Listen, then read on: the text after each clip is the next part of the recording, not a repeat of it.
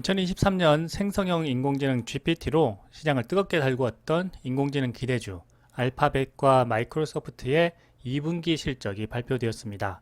그런데 두 기업의 희비가 엇갈리면서 투자자들의 관심이 급증하고 있는데요. 인공지능의 양강 구도를 형성하고 있는 두 기업의 희비가 엇갈린 부분은 바로 클라우드 서비스입니다.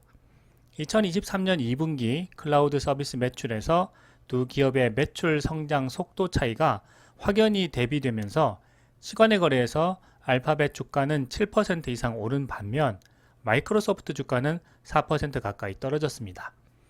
2023년 7월 25일 실적 공시에서 알파벳의 2분기 매출은 746억 달러, 약 97조 원을 기록했고 전년 동기 대비 7% 상승했습니다.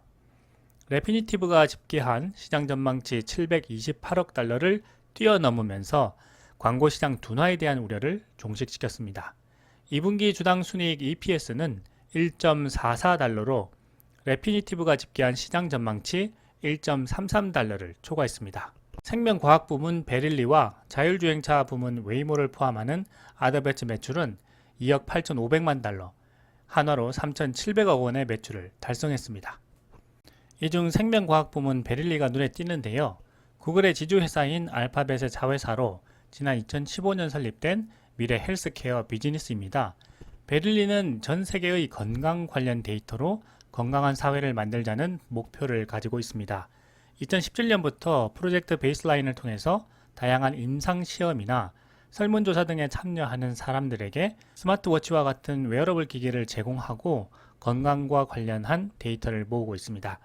디지털 헬스에서 가장 중요한 리얼 월드 데이터를 모으는 프로젝트입니다. 베릴리는 베이스라인이 임상시험과 임상 케어의 다리 역할을 할 수 있다고 했습니다. 방대한 디지털 헬스 데이터 분석으로 환자에게 맞는 치료법이나 약, 의료기기 등을 사용할 수 있도록 하는 서비스를 제공할 것으로 예상되고 있습니다. 베이스라인 첫 임상에는 1만 명이나 모였다고 합니다. 참여자들에게는 심장 박동과 수면 패턴, 다양한 신체 기능을 측정할 수 있는 웨어러블 기기들을 제공했습니다. 베릴리는 임상을 통해 뇌졸중이나 발작과 같은 상황을 예측하기 위한 데이터를 계속해서 수집하고 있는 것으로 알려져 있습니다. 이 외에도 베릴리는 베이스라인을 통해 피부질환이나 수면장애, 소화장애를 비롯한 다양한 임상을 진행하고 있는 것으로 알려져 있습니다. 베릴리는 베이스라인과 연계한 Health at Work라는 프로그램으로 코로나19의 임상에서 351개 지역 200만 명의 참가자들이 코로나19 진단 결과와 증상에 대한 데이터를 수집해 도움을 주기도 했습니다. 또한 베릴리는 온디오를 통해서 당뇨 관리 프로그램도 제공하고 있는데요. 온디오는 베릴리와 사노피가 공동 투자해 설립된 회사입니다. 온디오는 개인에게 맞는 진단기기를 배송하고 이로부터 수집한 환자들의 데이터를 기반으로 해서 스마트폰 앱을 이용해 환자들을 관리하는 서비스를 제공합니다. 알파벳의 베릴리처럼 빅테크들은 수년 전부터 바이오 분야의 데이터와 인공지능 기술을 적용하면서 진출하고 있습니다. 구글은 방대한 데이터의 강점을 두고 바이오 사업 영역을 확장해 나가고 있습니다. 아마존은 2018년 온라인 약국인 필팩을 인수해서 약국 사업을 시작했고 애플은 애플워치를 통해서 사용자들의 건강 데이터를 모으며 헬스케어 산업을 선점하려고 노력하고 있습니다. 계속해서 알파벳의 실적 발표를 살펴보면 매출 증가 부분에서는 4분기 연속 한 자릿수 성장률을 기록하면서 아쉬움을 남기기도 했습니다.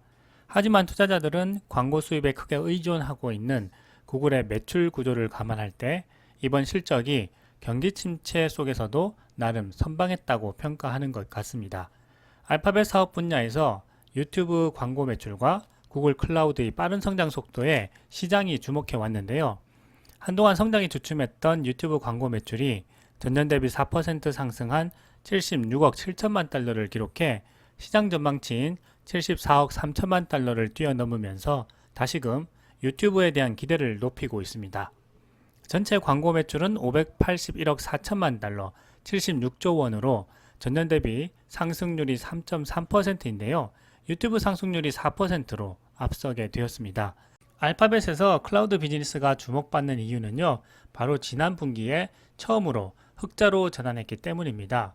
그리고 흑자 전환 후 한 분기 만에 영업이익이 3억 9,500만 달러, 5,100억 원을 기록해 투자자들을 안심시킨 것입니다. 마이크로소프트 매출 역시 시장 전망치를 뛰어넘었지만 클라우드 애저 성장률이 둔화되면서 시간의 거래에서 주가가 3% 넘게 하락했습니다. 마이크로소프트의 2분기 매출은 전년 대비 8% 증가한 561억 9천만 달러, 하나로 73조 원을 기록해 시장 전망치인 554억 7천만 달러를 넘어섰습니다. 하지만 전년 대비 매출 증가율은 2017년 이후 처음으로 3개 분기 연속 한 자릿수에 그쳤습니다. 순이익은 200억 8천만 달러, 하나로 약 26조 원을 기록해 전년 대비 20% 상승했습니다. 주당 순이익은 2.69달러를 기록해서 시장 전망치 2.55달러를 넘겨 전반적으로는 양호한 실적이라고 생각됩니다. 하지만 다음 분기 매출 가이던스가 시장 전망치를 밑돌았는데요. 실적 발표 후 컨퍼런스 콜에서 마이크로소프트 재무총괄인 에이미 후드는 다음 분기 매출을 538억 달러에서 548억 달러 수준으로 전망했습니다. 전년 대비 약 8% 증가한 전망인데요. 레피니티브가 집계한 시장 전망치 549억 달러 아래로 발표했습니다. 클라우딩 컴퓨팅을 포함한 인텔리전트 클라우드 부문의 매출은 전년 대비 15% 증가한 239억 900만 달러, 하나로 약 31조 원을 기록하면서 스트리트 어카운트의 시장 전망치 237억 9천만 달러를 상회했습니다. 이 중에서 애저 부문 매출은 전년 대비 26% 상승했지만 전분기 상승률인 27%를 하회했습니다. 또한 구글 클라우드 매출 상승률인 28%보다도 낮은 실적을 기록하게 되었습니다. 클라우드 실적이 좋았던 2022년 2분기 성장률 40%와 비교해 보면 크게 떨어진 수치이기 때문에 투자자들은 다소 실망한 눈치입니다. 이런 분위기 때문인지 마이크로소프트는 애저 매출을 별도로 공개하지 않았습니다. 이날 실적 발표에서 투자자들이 실망한 부분은 클라우드 비즈니스의 성장률이 기대에 못 미친 부분도 있지만 생성형 AI 경쟁을 주도하고 있는 상황에서도 뚜렷한 매출 증가가 이루어지지 않았기 때문입니다. PC 운영체제 윈도우 라이선스 매출이 12% 감소한 부분도 아쉬움을 남겼습니다. 마이크로소프트 IR 디렉터인 캔드라 굿이너프는 초기 고객들의 관심이 강력함에도 불구하고 회사의 인공지능 제품이 최근 출시되었기 때문에 매출 증가가 가시적으로 드러나기까지는 시간이 필요하다고 했습니다. 그렇지만 인공지능 제품에 대한 수요는 강한 상황이고 고객들과의 대화도 진지하게 이루어지고 있다고 했습니다. 이번 마이크로소프트와 알파벳의 2분기 실적 발표를 보며 투자자들은 생성형 인공지능의 열풍에 휩싸였던 것에 비해 매출 실적 증가가 적다는 부분에 아쉬움을 보인 것 같습니다.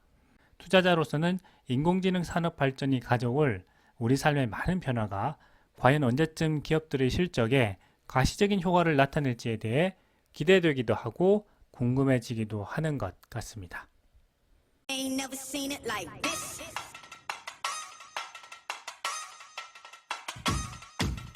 They ain't never seen it like this.